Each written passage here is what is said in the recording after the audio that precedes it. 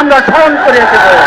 1971 সালে পরাজিত শক্তি ব্যতীত আমরা সবার সাথে ঐক্যবদ্ধভাবে পথ চলার জন্য সম্পূর্ণরূপে প্রস্তুত রয়েছি। ইসলামী ছাত্র শিবির এবং তারা সেদিন পুলিশ সত্তা সহ যে সকল মব সৃষ্টি হয়েছে সবকিছুর দায় তারা 1971 সালে তারা যে ধরনের ভূমিকা অবতীর্ণ হয়েছে।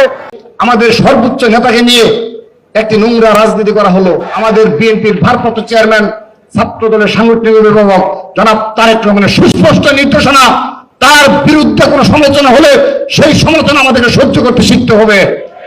আমরা সহ্য করতে শিখেছি, কিন্তু এই সহ্যের যদি সীমা সেরে যায় এবং যদি এ ধরনের রাজনৈতিক শিষ্টাচার বহির্ভূত কর্মকাণ্ড অব্যাহত রাখে, ছাত্র দল বসে থাকবে না। এই সংগঠনগুলো বাংলাদেশে এই জুলাই আগস্টের গণঅভ্যুত্থানের চেতনাকে ভুলে গিয়ে 1971 সালের সেই পরাজিত শক্তিদের পুনর্বাসনের জন্য চেষ্টা চালিয়ে যাচ্ছেন।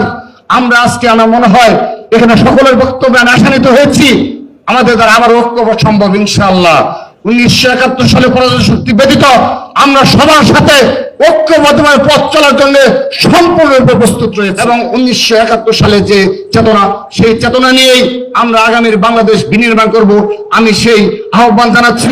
আপনারা লক্ষ্য করে দেখবেন গুপ্ত সংগঠন ইসলামী ছাত্র শিবির 1971 সালে যেভাবে ছাত্র সংঘের ভূমিকা অবতীর্ণ হয়ে বাংলাদেশের স্বাধীনতা প্রতিষ্ঠা করেছিল, মা বোনদের ইজ্জত সম্মান হানি করেছিল, সেই একই ধারায় তারা আজও গুপ্ত রাজনীতি অব্যাহত রেখেছে এবং সেজন্য তারা গুপ্ত অবস্থায় থাকে।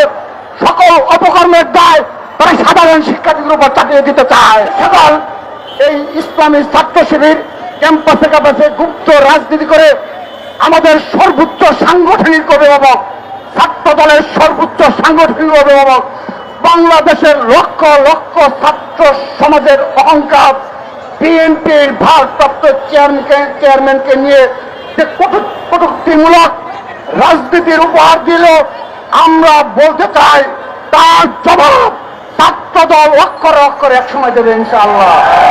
যিনি বিগত 17টি বছর দেশের বাইরে অবস্থান করছেন এবং বাংলাদেশের গণতন্ত্র পুনরুদ্ধারে সাহসিকতার সহিত নেতৃত্ব দিয়ে চলেছেন, তাকে জড়িয়ে যে রাজনৈতিক শিষ্টাচার বহির্ভূত বক্তব্য রেখেছে, এটি দ্বারা প্রমাণ হয় এই নির্দলীয় সরকার ইতিমধ্যে তার নির্দলীয় যে রূপ, সেই নির্দলীয় রূপ হারিয়েছে। আমরা স্পষ্টভাবে বলতে চাই, ইতিহাসে এই মব কায়েমের জন্য এবং বিএনপির ভারপ্রাপ্ত চেয়ারম্যান জনাব তারেক রহমানকে নিয়ে কটূক্তিমূলক রাজনৈতিক শিষ্টাচার বহির্ভূত রাজনীতি প্রণয়নে এই নির্দলীয় সরকারকেও আইনের আওতায় নিয়ে আসতে হবে। জুলাই আগস্ট গণঅভ্যুত্থানে এই গুপ্ত সংগঠন ইসলামী ছাত্র শিবিরের 1-2 জন শুধুমাত্র সমন্বয়ক হিসেবে ভূমিকা পালন ব্যতীত রাজপথে তাদের কোনো ডকুমেন্টস নেই, রাজপথে তারা কোনো ভূমিকা পালন করেনি।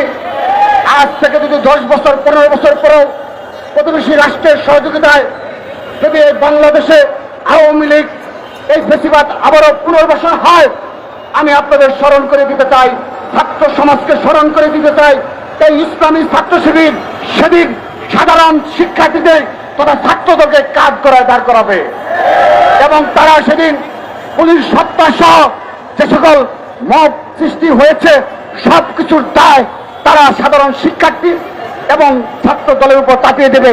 তারা কোনো দায়ভার বহন করবে না। তারা সেদিন বলবে তাদের কোনো আন্দোলন সংগ্রামে কোনো ফুটেজ নেই, তাদের কোনো নেতাকর্মী এই আন্দোলনে অংশগ্রহণ করেনি।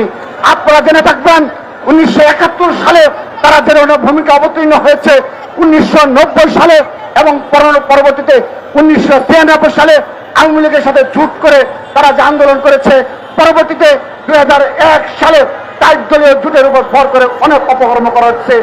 ইতিহাসে আমরা এগুলো যতদিন বেঁচে থাকবো ততদিন এই রাজাকারের বাচ্চাদের ইতিহাস আমরা স্মরণ করিয়ে দেব।